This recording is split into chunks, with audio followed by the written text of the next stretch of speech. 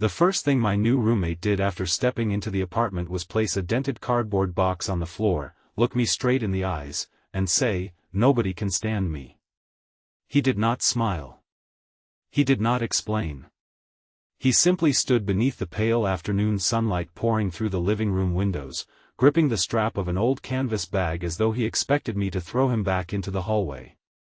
There was something unsettling in the way he said it, not like a joke, not even like a warning, but like a verdict that had already been proven by every person he had ever trusted.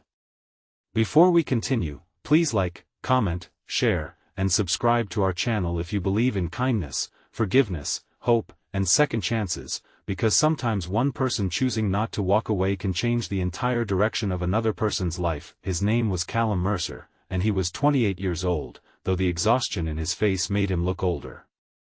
He had close-cropped brown hair, a faded scar near his left eyebrow, and the guarded expression of someone who had learned to study every room for danger before allowing himself to breathe. I was Adrian Cole, 31, recently separated from my fiancée and struggling to afford the apartment alone after she moved across the state for a new job and ended our engagement by email. I had posted the spare room online because I needed help with rent, not because I wanted companionship, and Callum had been the only applicant willing to pay the security deposit immediately. His references were vague, his employment history uneven, and his answers during our brief meeting had been clipped and suspicious. Every reasonable instinct had told me to keep looking. But the day he came to view the room, I noticed he carried all his belongings in 2 boxes and 1 bag. I also noticed that he kept glancing toward the street as if he had nowhere to return to. So I gave him the key. During the first week, Callum seemed determined to prove his warning correct. He left cupboard doors open, used my coffee without replacing it, and reacted to harmless questions as though they were accusations. When I asked whether he wanted space in the refrigerator, he said he was not a child and could manage his own food. When I reminded him that the building's laundry room closed in the late afternoon, he told me he did not need a schedule from a stranger. He never raised his voice, but every sentence came sharpened at the edges. He spent most mornings sitting near the window, staring down at the busy sidewalk while sunlight moved slowly across the floorboards. Sometimes he left for several hours and returned with his jaw clenched and his hands trembling. He worked occasional shifts unloading trucks at a warehouse, but never seemed to know when he would be called. I told myself his problems were not mine. I had my own grief, my own bills, and my own growing resentment toward the silence that had replaced the future I thought I was building. Yet each time I considered asking him to leave, I remembered the way he had stood in the doorway on that first day, already prepared to be rejected. The tension finally broke on a bright Tuesday afternoon when I returned from work early and found smoke curling from the kitchen. Callum had fallen asleep at the table while a pan burned on the stove. I rushed in, turned off the burner, opened the windows, and carried the smoking pan to the balcony. When I demanded to know what he had been thinking, he sprang from the chair so quickly that it toppled behind him. His face went white, and for one frightening second he looked ready to fight me. Instead, he backed into the counter, breathing hard, his eyes fixed on my raised hand as though he expected a blow. I lowered it immediately. The apartment filled with the sharp smell of burned oil and the distant sound of traffic below. Callum stared at the floor and muttered that I should deduct the damage from his deposit. I told him the pan did not matter. He looked confused, almost angry, as if mercy was more threatening than punishment. Then he picked up his bag and announced that he would be gone before evening. That I should have let him leave. That would have been simple. Instead, I asked him to sit down. He refused. I asked again, more calmly, and told him I was not going to touch him or shout at him. His shoulders stiffened at those words. Slowly, he returned the chair to its place but remained standing behind it. For several minutes, neither of us spoke. Sunlight streamed through the open windows, illuminating dust in the air between us. Finally, Callum admitted he had not slept properly in weeks. He said that whenever he closed his eyes, he heard doors slamming and people telling him to get out. The words came reluctantly, one at a time, as though each one cost him something. He had grown up moving between relatives, foster homes, and temporary shelters after his mother died when he was 9. His father had disappeared years earlier. Every house had rules he did not understand and adults who called him difficult when fear made him angry. By 17, he had learned to leave before anyone could abandon him. He ruined friendships at the first sign of closeness, quit jobs when supervisors praised him, and accused people of betrayal before they had a chance to disappoint him. He said nobody could stand him because that was easier to believe than admitting he desperately wanted someone to try. His confession did not magically make living with him easy. In fact, the following weeks became harder because the truth removed our excuses. Callum knew his behavior was pushing people away, but knowing did not mean he could immediately stop. I knew his anger came from fear, but understanding did not prevent it from hurting. We argued over rent, noise, food, and the way he disappeared without telling anyone where he was going. One afternoon, he accused me of searching his room because I had moved a package away from the door. Another day, he threw a chipped mug into the trash after I told him it had belonged to my former fiancée. He thought he was helping me let go, but the sight of the broken ceramic pieces felt like another person deciding what I should lose. I told him he had no right. He replied that people always cared more about objects than people. The argument ended with him storming outside while I stood in the kitchen, shaking with anger and wondering whether compassion had made me foolish. The unexpected turning point came 3 days later when our elderly neighbor, Mrs. Winifred Hale, collapsed in the building's front courtyard shortly after noon. I was upstairs when I heard someone shouting for help. By the time I reached the courtyard, Callum was already kneeling beside her beneath the bright summer sky. He had placed his folded jacket under her head and was speaking to her in a steady voice while another neighbor called an ambulance. The harsh, defensive man I knew had vanished.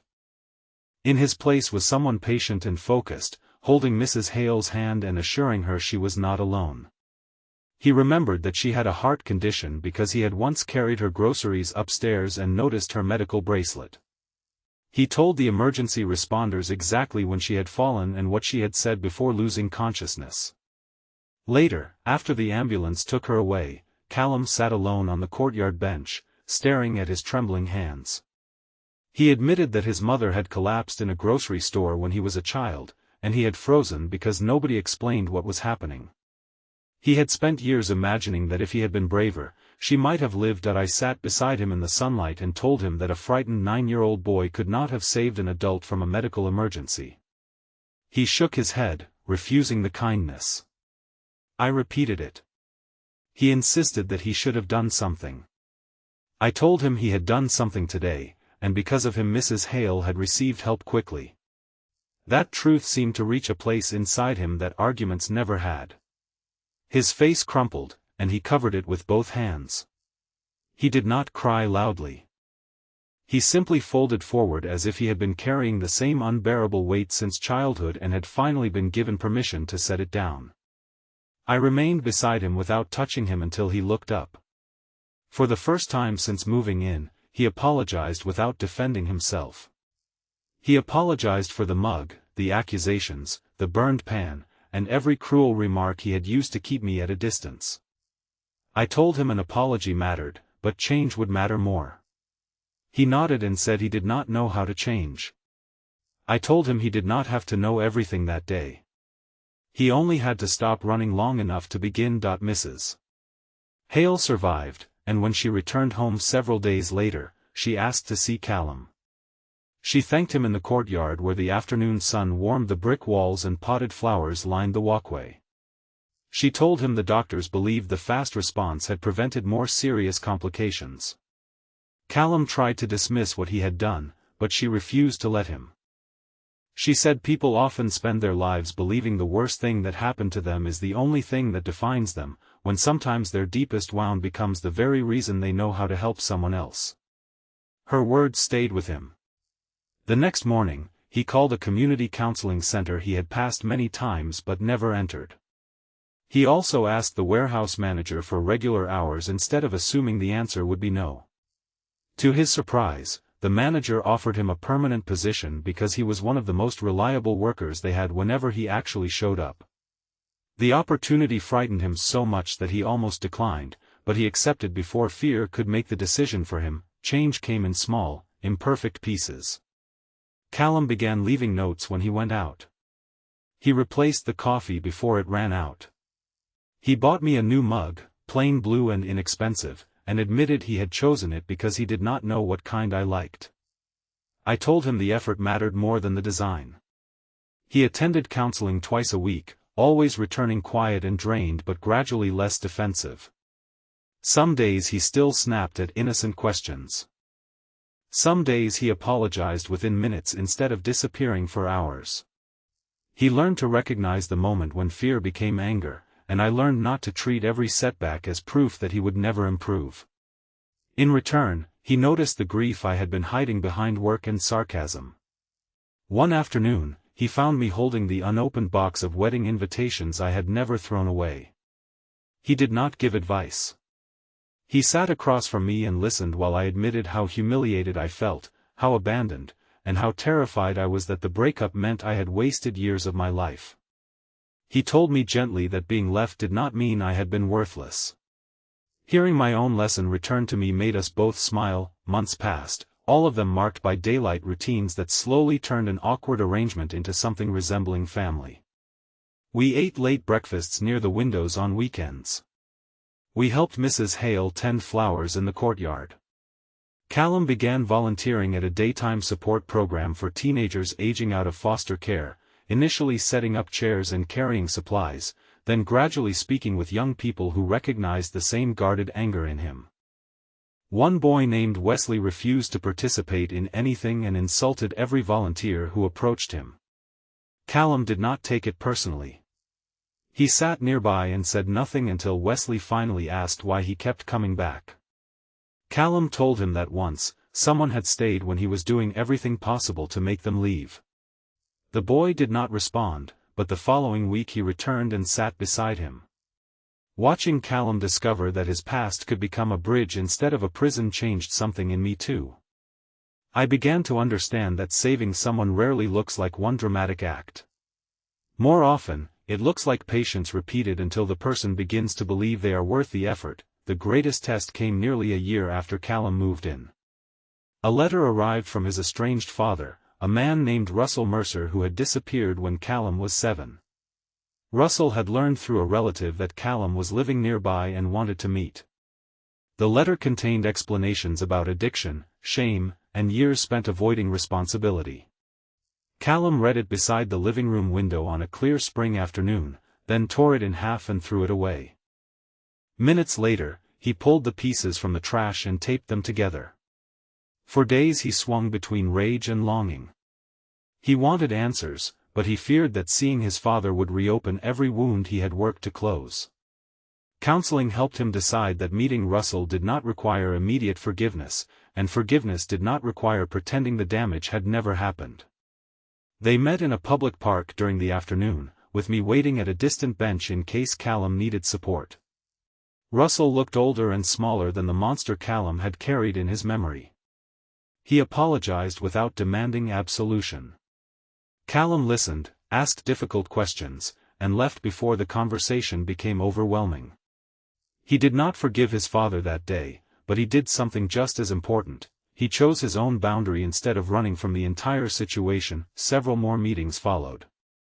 Russell never became the father Callum had needed as a child, and their relationship remained cautious, but Callum stopped measuring his worth by the failures of the man who had abandoned him. He realized that healing did not always mean restoring what had been lost. Sometimes it meant accepting that the past could not be rewritten while refusing to let it control the future.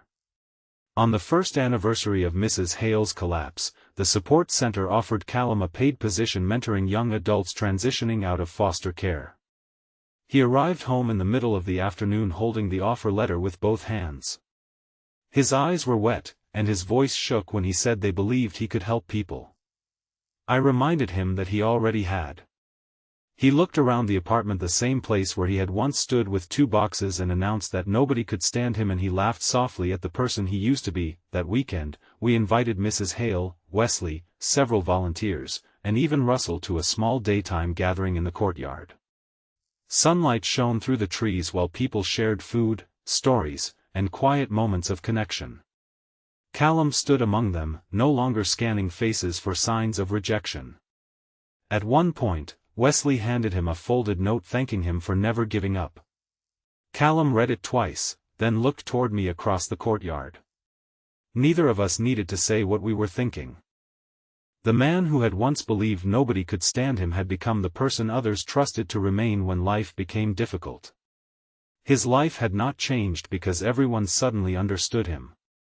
It changed because he finally allowed one person to see the pain beneath his anger, and then he chose, day after day, to become more than what had happened to him. Before this story ends, please leave a meaningful comment about a time when someone's patience, forgiveness, or kindness helped you believe in yourself again.